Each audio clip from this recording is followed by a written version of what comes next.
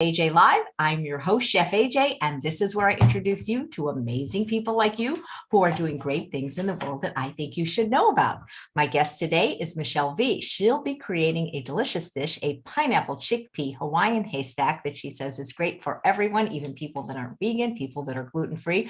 But she also works with the NHA, the National Health Association, and she's going to be telling us about their upcoming conference and the opportunities you have to join the conference either in person or virtually. Please welcome her to the show. It's nice to meet another short-haired girl. We don't get too many of them. Hey, welcome. Thank you, Chef AJ. Yeah, I love short hair. I never go back for sure. Yeah, yours looks great. I've seen you at times where it's been like, it goes kind of to the middle. And I always wanted to ask you, how do you do that? That's so cool. I think my hairdresser just cuts it really, and she thins it out a lot so that it'll stick up, and then I just have some gel. I don't know. I sleep on it that way actually, and then it just stays there. I love it. I think it looks great. Fantastic. So do you want to talk a little bit about the NHA, what it is in case people don't know, and how you got involved working with them?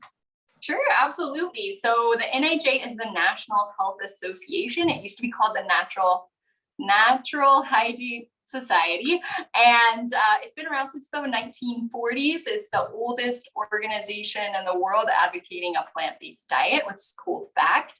And they've been around doing conferences for the last, as long as they've been around, 72 years.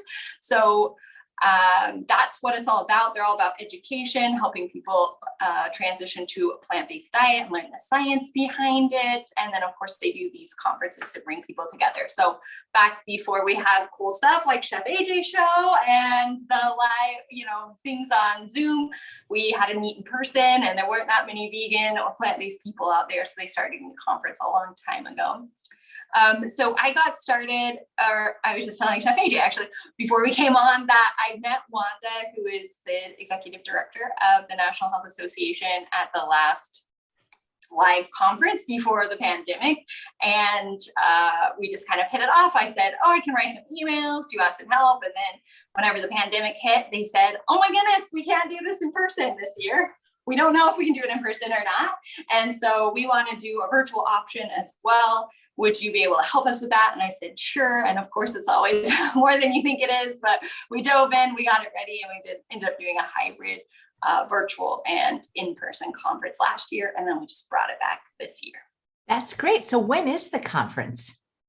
Yeah, so it is this month, June 23rd through the 27th. So technically it starts the 24th, but there's some bonus sessions the 23rd. So if you come in person, it's in Cleveland, Ohio. A lot of people come early Wednesday night or Thursday. There's a bunch of things going on. And then there's a hike on Friday morning.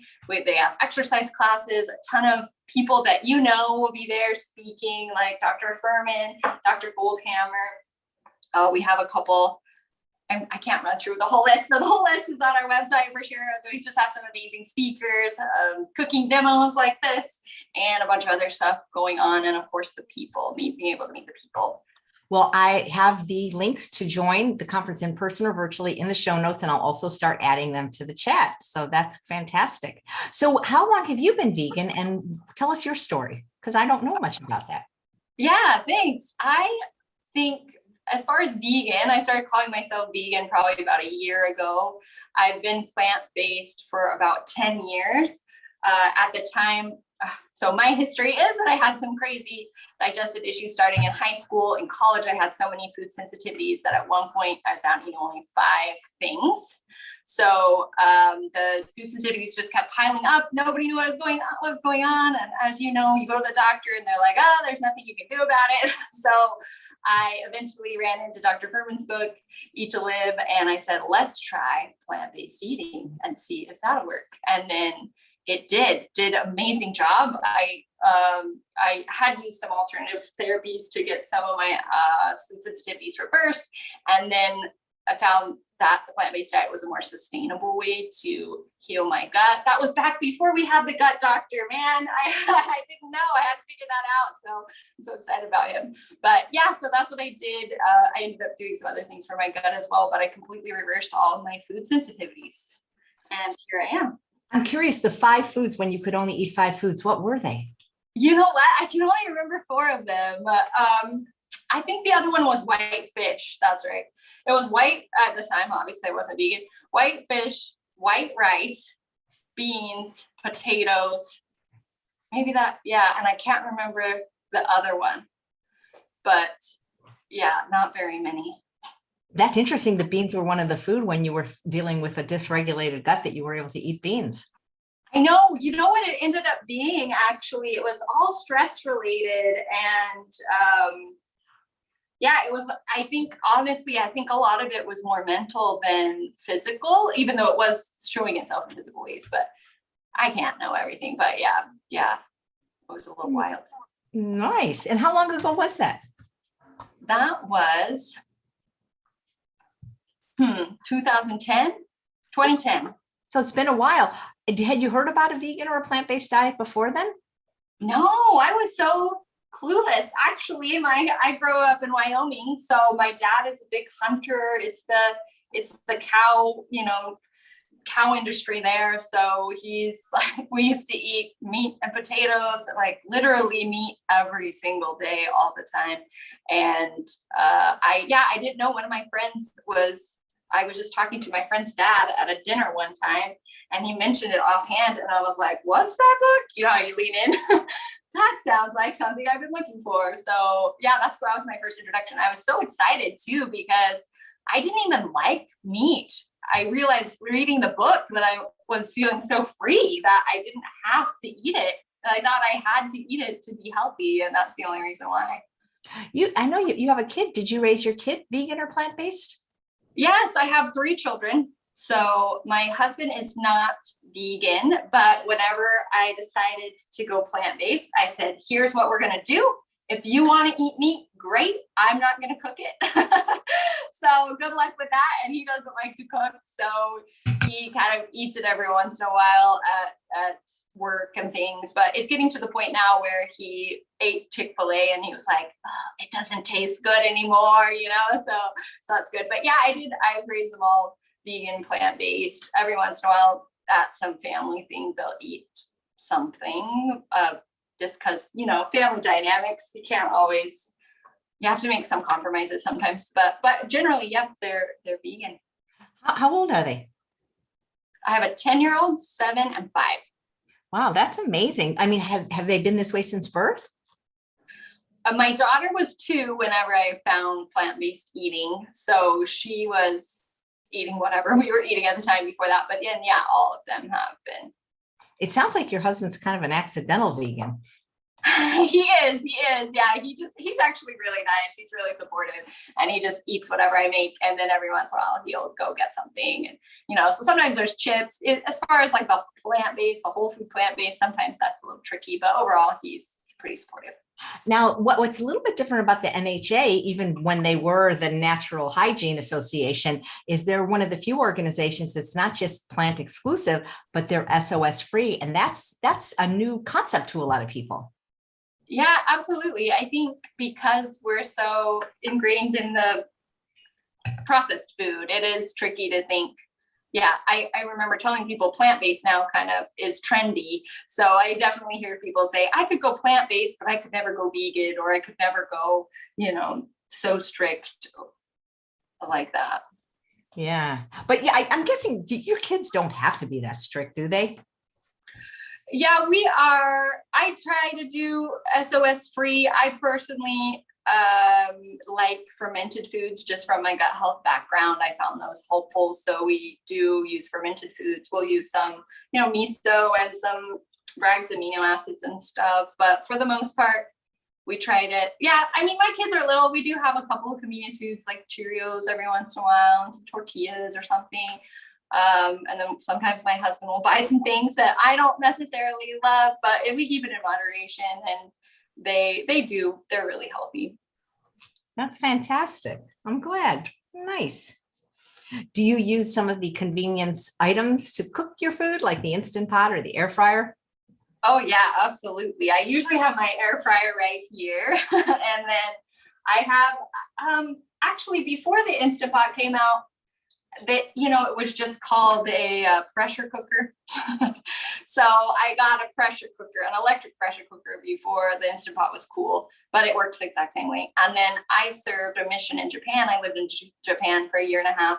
So I have a Japanese rice cooker for sure. And I always buy Japanese rice. And then I have my Vitamix, of course. Yeah. Well, it's funny that you say you have an Instant Pot. Before it was called an Instant Pot. It's sort of like, a lot of people say, can you give me a Kleenex? Well, it's not really a Kleenex. Kleenex is a brand. It might be Kleenex, but it could be a number of other brands. But it's interesting how that happens. Or people say, will you make me a Xerox copy? Well, it's not necessarily a Xerox copy, right? It's a photocopy, but Instant Pot has become that, I think, in the pressure cooking world. Yeah, absolutely. I mean, I don't think most people know it's a pressure cooker, probably. They but think, so they smart. think it's something else. Yeah. Well, they did a good job, apparently. Yeah. Yeah. Yeah. Well, you do other things other than just volunteer for the NHA, don't you? You want to tell us about your other jobs? Yeah, absolutely. I have a coaching program. I'm a coach, a food coach.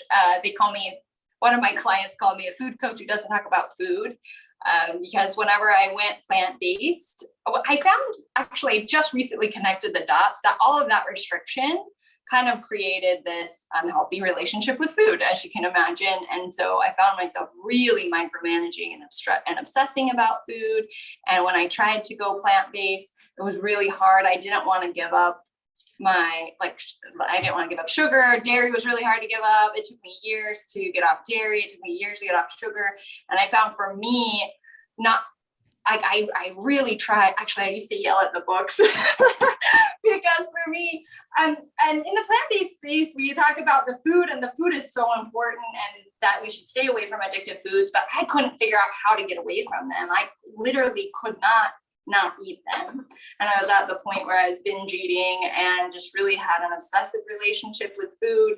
And so for me, I went and did like 12-step programs. I tried a lot of emotional things. And then I found what I call the missing piece, which was the mental piece to it too. So with my program, whenever I help high performers to win the food fight, redefine the relationship with food. So it's really a 3-part thing that we talk about the food, we talk about emotions and how do you release your emotions and your stress in a healthy way. And then we really go into just rewiring your brain about food using some rapid brain rewiring techniques. So it's a lot of fun. Well, that sounds really interesting. Do you work with people individually or in groups or both? Yeah, I do both. Yeah.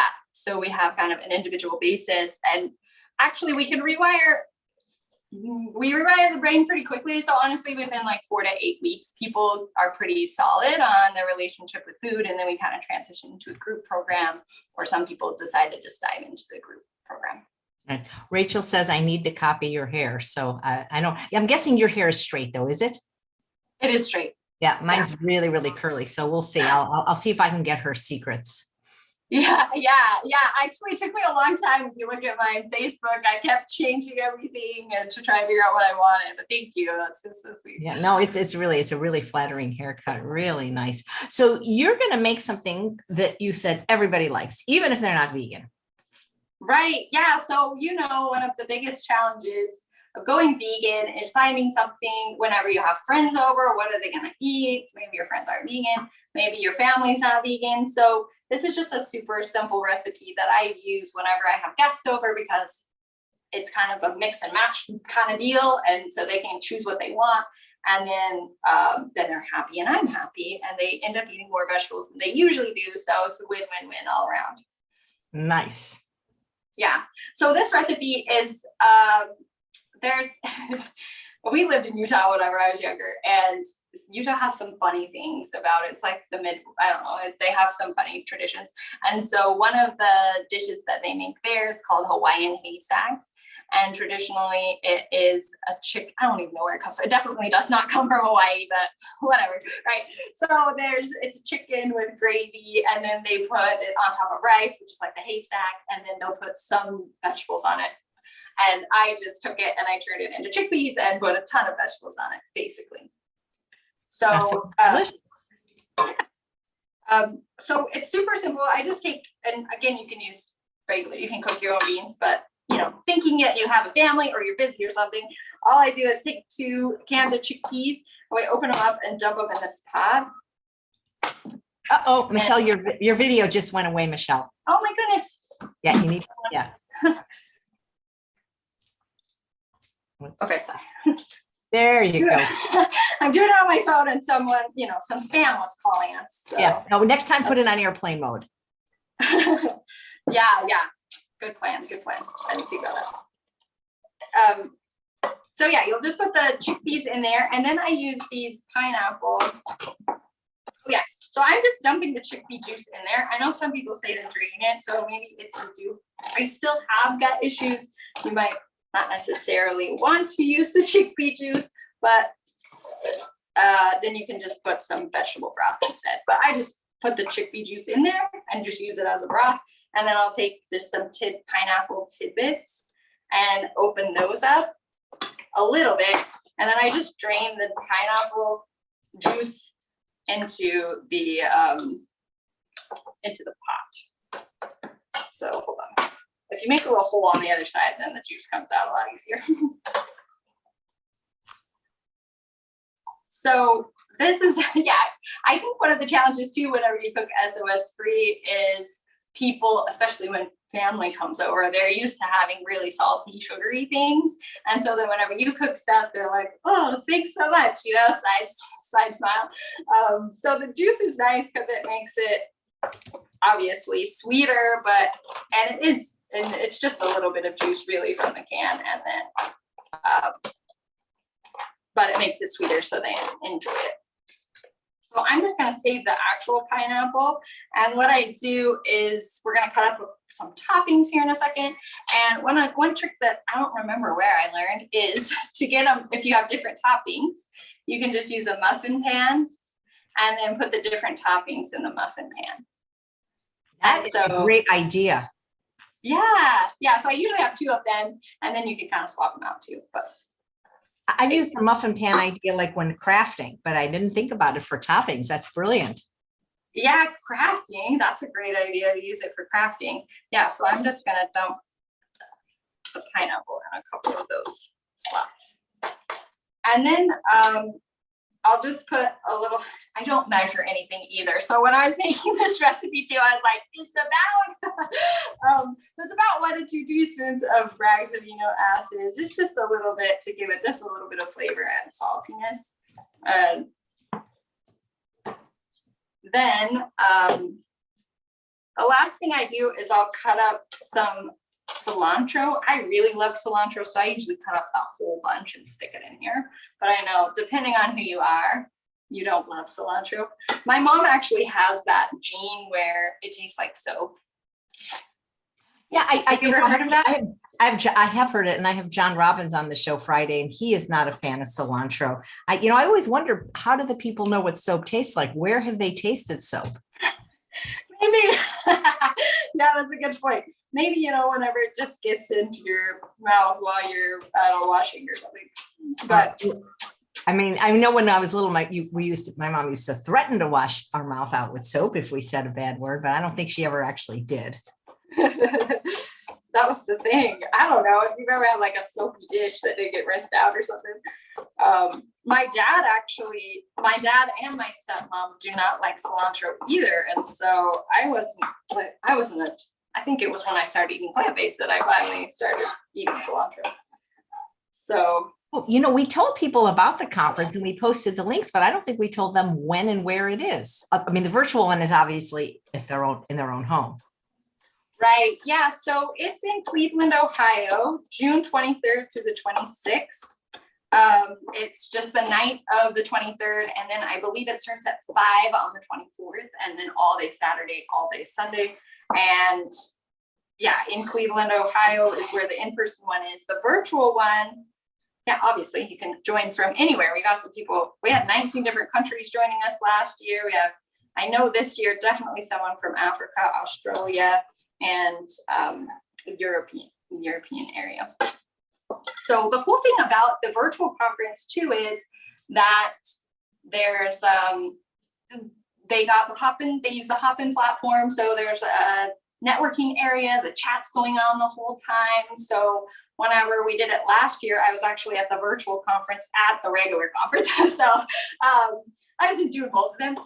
And everybody was chatting online. It was so much fun. I met so many people. Everyone felt really connected. And then even while their cooking demo was up or while speakers were up, then they were all chatting about like, oh, what's your favorite thing? Asking questions, swapping stories and all kinds of stuff. So even if you come virtually, it really is a really good experience. So at this point, that's all I do. I just put those 5 things in it, and I stir it up, and then I heat it up.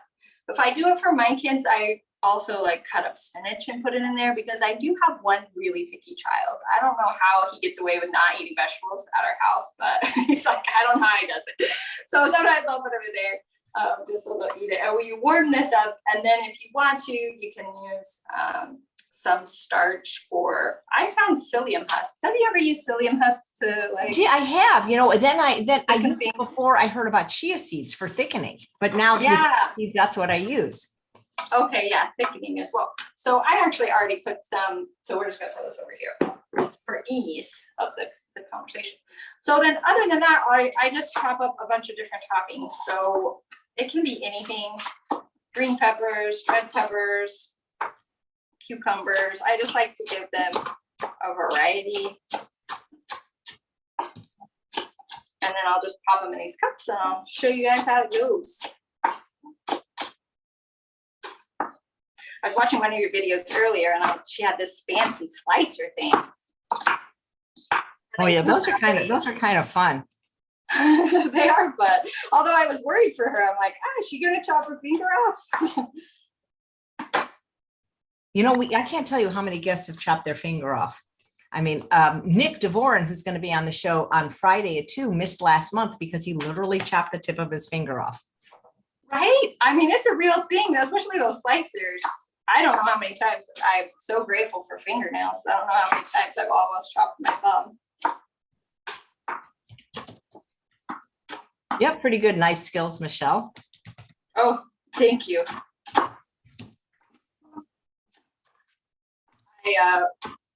Well, like I said, I had a lot of digestive issues, so I went gluten-free back, how many years? 20 years ago, I went gluten-free, and that was back before there was anything. So I was Whole Foods long before I was whole food plant-based. I will tell you that, because there was not a whole lot I could eat. They didn't have all the fancy options that they have now. How do you get the food to be so delicious at the conference? Because that's always a challenge, I know, sometimes for conference organizers. Oh yeah, absolutely. Wanda, I think the reason that the conference has been in Cleveland the last few years is because Wanda Huberman, she spends a lot of time training the chefs how to cook plant-based. So she goes there, she gives them all the recipes, they do some cooking together. I think even Brittany Giroudi last year came and showed them some things. So they just go in and train the chefs to cook plant-based. And the chef last year was amazing. It was his first time doing that. And by the end of the conference, he was creating his own plant-based recipes and putting them out there. And I know he said, oh, we're going to use some of these recipes. And it just really opened his eyes. So that was kind of cool to see. You're spreading the message to everyone, including those who cook for us. But they did say too that for people who eat plant-based, we tend to eat larger portion sizes, right? They don't understand calorie density, because I mean, I've been to plant-based conferences where they've actually run out of food. Right. Yeah. So this last year, or the year before last, I think they had gotten close to running out of food. And so she asked the chef, what would you tell somebody who's doing it next year? What advice would you give them? And he said, I can't remember if it was by double or by triple the amount of what we did this year and then last year. So yeah, so like make double or triple the amount that you think you need. And they have to get like a cooler where they organize one of those trucks that's like a cooler, and they bring it. Well, that's because, for regular people that eat the standard American diet, a serving of vegetables is like 3 asparagus spears, but for the rest of us, it's like a pound. Right, absolutely. Yeah. And everybody, and of course the food's so delicious and there's huge buffets, so that you always put too much on your plate and everybody has these mounting plates full, and then they have dessert and stuff. I remember by dinner, I was like, I don't think I have any room left to eat anything. So It's like when you go to, I don't know if you've ever been to True North, Dr. Goldhammer is going to be on the show Saturday. He's also one of your speakers. Yeah, he was there last year. People get there and they're often quite overweight, and they don't understand how those of us that are not overweight are eating these huge plates of food, because you have to understand calorie density. Right. Yeah, this huge plate of food. I know whenever I talk to my clients about calorie density and hunger or fullness too, I always give the example of pizza. And if you think about, a lot of people, especially if you're overweight, you can sit down and eat like an entire pizza, and that's about 8,000 or 9,000 calories. But if you sat down and ate rice, like brown rice, you're not going to be able to eat more than 4 cups. And 4 cups would be like you're dying. You have so much inside you, right? And then I can't remember now, 4 cups of rice is like 2,000 calories or something, right? So it's just the way that it's manufactured, like you're saying, the calorie density. Okay, so I have it all in my little tray here. That's so clever. This is a great takeaway. Well, and then, if there's any leftovers, you could just put some foil over it and stick it in the refrigerator. We've got like a little salad bar there. I know, yeah. So you can use this for anything. And then, so sometimes we do the dried coconut. Sometimes we'll do dried coconut or like raisins. So, as a chef, you just kind of try to get like crunchy and salty and sweet and all that. So I got some frozen corn here as well. And then you can just put the rice. So it's just essentially a rice bowl on a plate, right? So your guests can just come and put the rice on there. It's almost like you're making a poke bowl. Oh yeah, sort of, yeah, for sure. So you put the rice on. I don't know how much. Yeah, you can still see stuff. I need a scooper. This is the one I cooked earlier. I just thickened it a little bit. You don't have to thicken it at all, depending on what you like to do.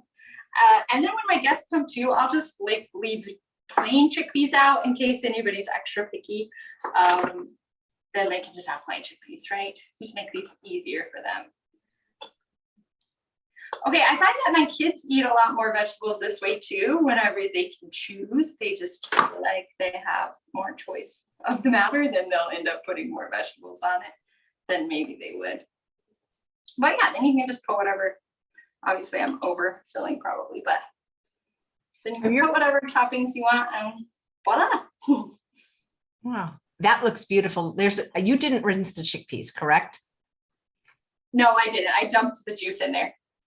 Nice. Are any of your kids picky eaters? Yeah, I do have my youngest. Yeah, that's what I was saying. My youngest is quite picky. I don't know. He's like every week he's like, actually, I don't like that anymore, and I don't like that anymore. But I started compromising and letting him put dressing on things, because then he'll eat salad if there's a little bit of dressing on it. And so I try to find, there's some like salt-free, oil-free dressing that I usually try to find. And I just don't make dressing. I can't do it. You're gonna get 2 free bottles of California balsamic vinegar for being on the show. And if you pick like the 7-herb Italian, that could be your dressing. That's right. Oh, they do. Like, actually, there is an easy. I'm just so lazy, Chef AJ. That's why we're doing this kind of meal. But yeah, you're right. There is the balsamic. We just put the balsamic in the water and like a little bit of flax seeds. I do use that dressing sometimes. But my kids they don't always love that dressing. So it's kind of, whatever they're up to at that particular time. I don't know if we do have more time, I can show you. We absolutely have more time. But a lot of people ask what to do when you have picky kids. Like, do you make 3 different meals for all 3 of them, or do you make just one meal for the family and they can take it or leave it? How do you navigate that? Right. Yeah, that is a good question. This is kind of my style right here, honestly, is I actually created a short course that I do with my clients because my clients are really busy as well. And they don't want to be sitting all day chopping vegetables. And many of them are picky also. So what I tend to do is just batch prep once a week. And then I have like 7 or 8 categories that I usually create. So like grains, some kind of grain, some kind of potato, some beans, or a couple different kinds of salads. And then I'll just chop up some vegetables and slice some julienne style. And then I can't remember all the categories. That's about all of them. And then that way I just kind of have all the ingredients, and then we just mix and match stuff. So then we'll have rice bowl one day, we'll have potato bar, and then I'll usually do a soup or two. And then also you can put the salad, like the bean salad on top of the lettuce salad, and you put the bean salad on top of your potatoes. So basically I don't know if this is making sense, but basically I just have some core things that I make every week for the most part. And then that way they can always kind of do this every meal. And then okay, what do you want?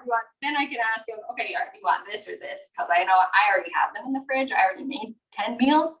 And so then the picky eaters can just if they only like one meal that I made the whole week, they just eat that meal like the whole time. And we compromise. So at our house, it's just, what vegetable are you going to eat with this? What vegetable are you going to eat? So. Wow. Well, Wanda made a comment. She's watching live that the NHA conference has a children's program so children can connect with other children eating this way.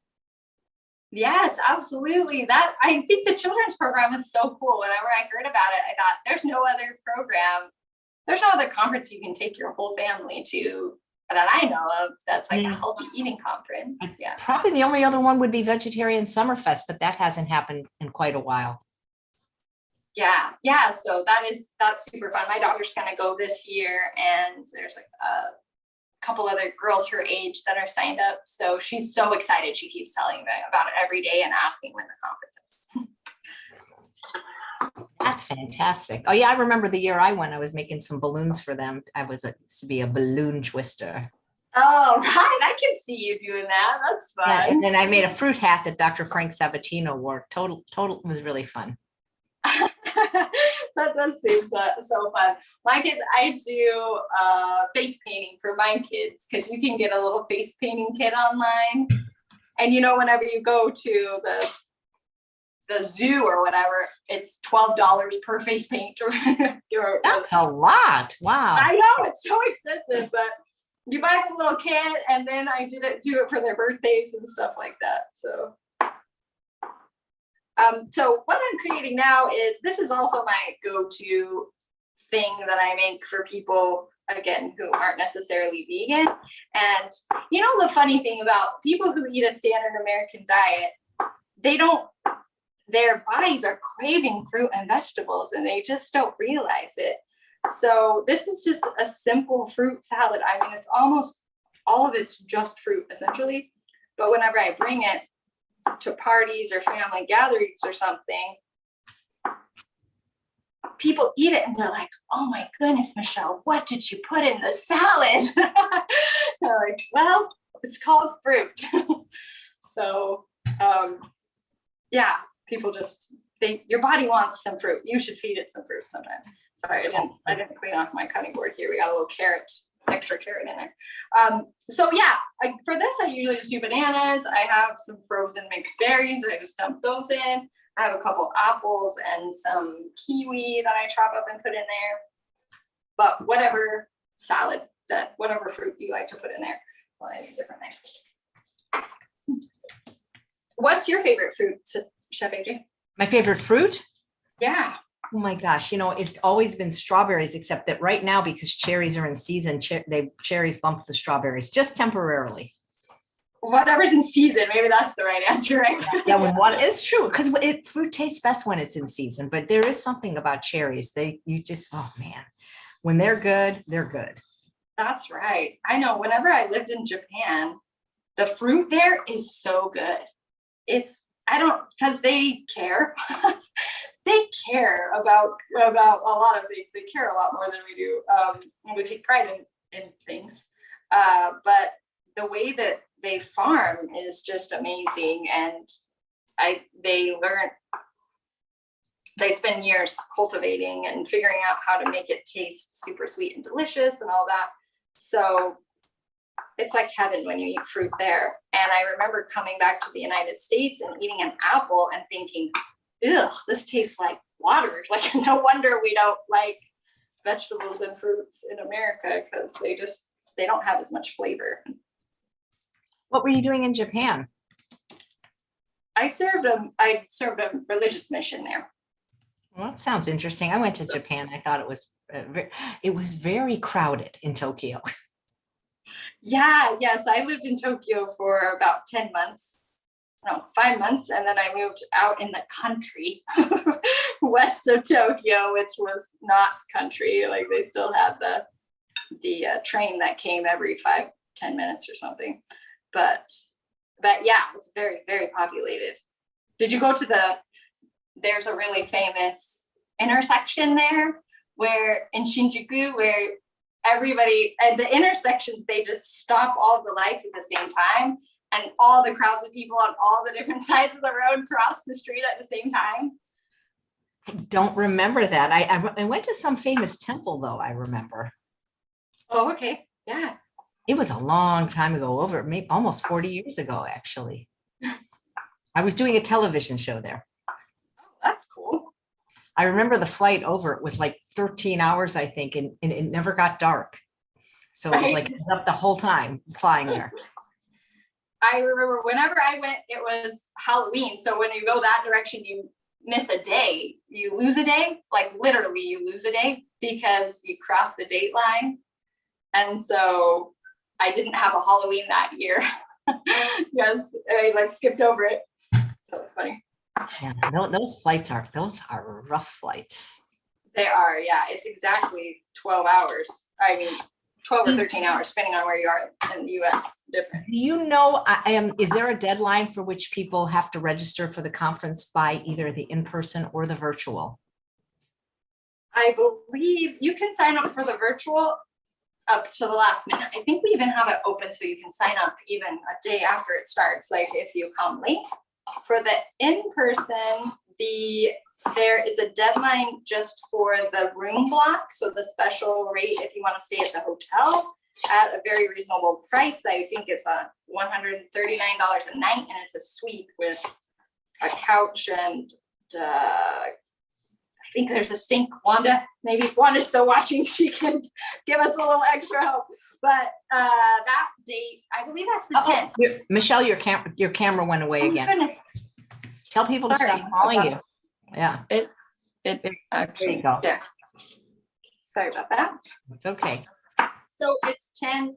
I believe it's the 10th that room block price will go away, and then you just have to pay the regular price for the rooms. I don't know, Wanda, if she's here, she's going to answer in the comments if there's any final date for registering for the in-person conference. Well, she has been here. She did say that she wants to start doing face painting. So Wanda, if you're still in the chat, please comment. But for sure, if you want the room, obviously sooner rather than later, make sure that you get in. What is the farthest somebody traveled from to come to your conference? I don't know the answer to that, actually. I know they have come from Australia, and we have someone who is joining virtually from Japan, which again, it's live streamed. So they have to, I think you're going to have to watch all the recordings because you're going to be sleeping the whole time that we're doing stuff.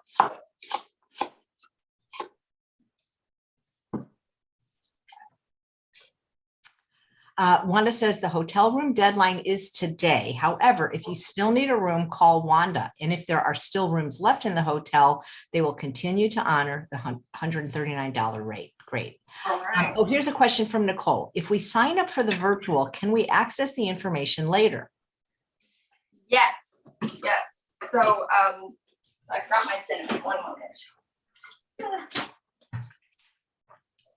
Actually, Cinnamon's off the trail. Yeah, so you can access the recordings. We just put them in Vimeo, which is similar to YouTube, and you get a password link, so you have access to those year round. And then there's some special virtual only stuff that we do, like we'll do a backstage tour, we'll do private interviews with the doctors and things. So there's, if you go in virtual, there's like some special stuff that you can access afterwards as well. So yeah, so those are all available.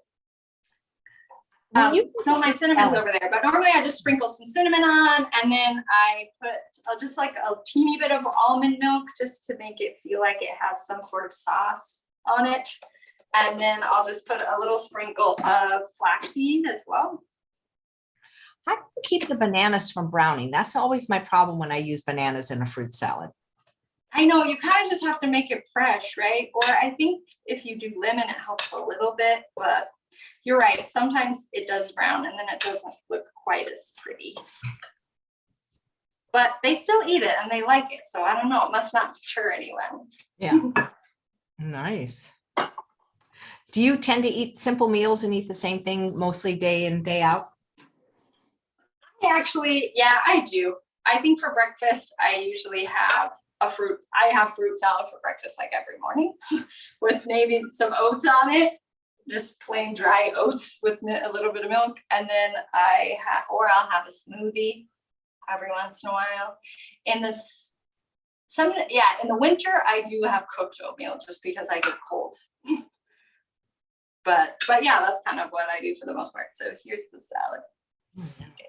How could anyone not like fruit, or how could, I mean, unless they're just so addicted to sugar like I used to be and it didn't taste good. But yeah, even like I said, I find that even my friends who are addicted to sugar, they enjoy fruit salad whenever you put all that stuff in there.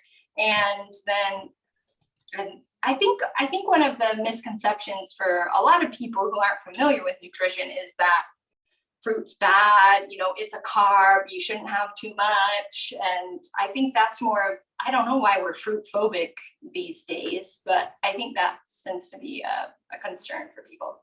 I know, like people, especially, I can't have fruit, I'm diabetic. People are so afraid of fruit and starch, but they're not afraid to eat oil and animal products. Go figure. Or all that junk at the store that's healthy, right? Actually, I was just looking at cereals. I was thinking of making a video about this, but I was looking at cereals, and the healthy, they all have about 12 grams of sugar per serving. And so the healthy cereal too has the same amount of sugar in it, but it just looks healthy. It's in a pretty box. And I just thought that, and then the sugary cereal is obviously sugary, but they're just so good at tricking us there. Absolutely. So if people can meet you at the conference, right? You'll be there. Yeah.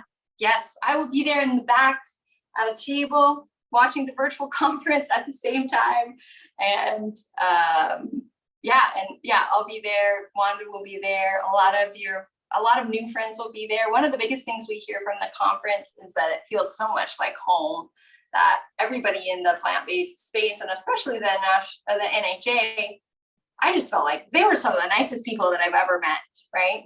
And so you go and everybody's super nice. You don't have to worry about, oh no, I don't know anyone, or I'm kind of shy, because there's plenty of people who reach out, and they'll sit next to you, they'll chat. So it's a really easy environment. Great. Wanda has posted her cell phone number in the chat. If anybody has questions, I can post that in the show notes. Let's say somebody maybe can't make it to the conference this year, but they want to support the NHA or find out more about their work. Talk a little bit about what else you guys do. Yeah, thank you. So we offer a virtual conference recordings as well. After the conference is over, you can purchase the recordings and get most of the conference experience that way. We also have a membership. It's currently $35 a year in the United States. It's a little bit more if you're overseas, but they have, I don't know if I have a magazine. I don't know if I came prepared with a magazine. Let's see. Oh yeah, I do. Ta-da! They have a in-print magazine still, and it's just beautiful. It has articles from amazing people. Chef AJ, you're in here a lot, aren't you? With recipes and things, I guess. And there's articles, there's recipes, there's no advertisements in it, and it comes 4 times a year. So you get the magazine, there's a whole online access to an online library of a lot of really a lot of plant-based books and things, and many of them are out of print. You also get the whole magazine library of the last like 70-ish years of magazine articles and things like that. So it's that, and then we also, there's discounts to Vitamix and things like that you get with your membership. We do online interviews, kind of like Q&As, kind of like Chef AJ does, and then there's discounts. We organize some, not retreats, cruises, plant-based SOS-free cruises. They're smaller boats. So that again, Wanda can work with the chef and make sure that everything is perfect there. And so they organize those and let you know about those. So in order to have access to those, you need to be a Century member, I believe. There's like a couple different memberships, but it's all very reasonably priced, $35 a year to get the magazine and all the benefits. So wow, it's incredible. That's at healthscience.org is where you can go check out all that. Incredible that you go back 70 years, that you could think anybody was eating this way 70 years ago.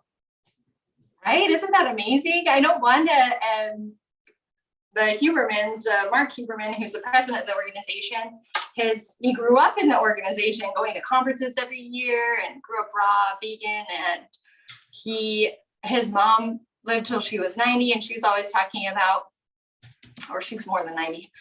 Correct me, Wanda. Here, this is like third person story.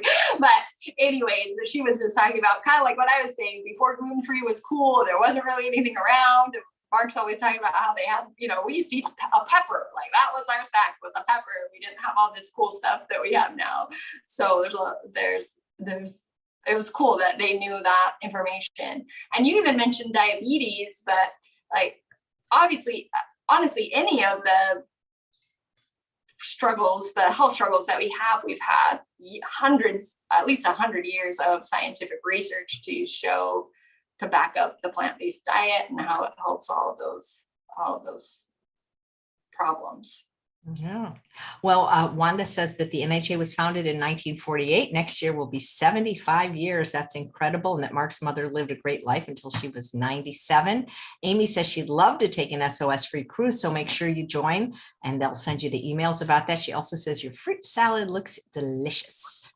Yes, I know. I wish that's the only thing about the virtual conference. You can't feed people through the Zoom. If only we'd have at least smell-o-vision. And Wanda says starting Friday, they're going to have a podcast with Dr. Frank Sabatino as host. We love Dr. Frank Sabatino, and you couldn't have picked a better person because I love his voice. He's got the best voice. He has a very sexy voice. Yeah. He's I love him. Bob guy. Yeah. Wow. Well, you just seem so enthusiastic, just in general, and in particular about the work you're doing. So thank you for helping people get healthier. My pleasure. Thanks for having me on the show. Absolutely. And if they want to find more about your coaching or things like that, you gave me all that information. It's right below the video on YouTube, so they can get in touch with you that way, or all your social media handles are there as well. Is there a certain social media handle that, or social media platform that you are most active in if they're looking to connect with you? Yeah, I've been on Facebook for a long time. So I guess that would be my most historical. I have a group that I run on there that I call Virtual Garden Parties. So vegans and plant-based people, we just get together and chat a couple times a month. And then I just started a TikTok, which is really fun. And I'm on Instagram as well.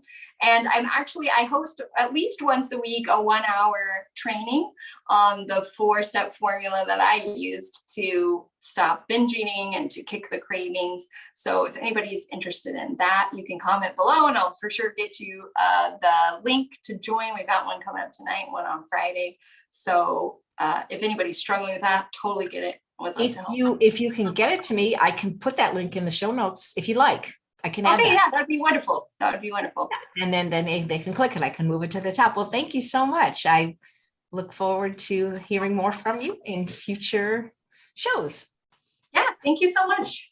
My pleasure. The food looked great. And thanks all of you for watching another episode of Chef AJ Live. Please come back tomorrow for another fabulous culinary demo. Linda Tyler has been on the show before, and she's going to be making brunch. So don't forget, if you're interested in the NHA conference, either in person or virtual, there'll be links below that you can register. And if you go in person, you can meet Michele and maybe taste her fruit salad. I don't think I'll be back there cooking, but yeah, we'll give it. Hey, you never know. If the chefs run out of food this year, they can pull you to help. That's right. They might need an extra hand back there. Absolutely. Take care. Thanks, Michele. Thanks everyone for watching.